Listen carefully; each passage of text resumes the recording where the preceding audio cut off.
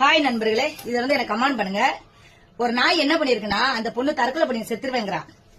ஒரு நாய் என்ன பண்ணிருக்குன்னா, தேவையில்லாம யாரையுமே சரி மன உடைச்சலுக்கு ஆளாக்கிட்டோன்னு வச்சுக்கப்பா, மேல உள்ள கடவுளுக்கு நம்ம பதில் சொல்லிதான் ஆகணும்.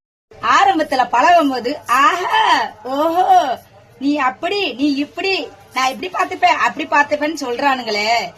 ஹாய் நண்பர்களே, நான் ஒரே ஒரு விஷயம் என்ன சொல்றேன் அப்படின்னா, பெண்கள் கூட நீங்க தேவையில்லாத ஃப்ரெண்ட்ஷிப் வச்சுக்கிறீங்கப்பா.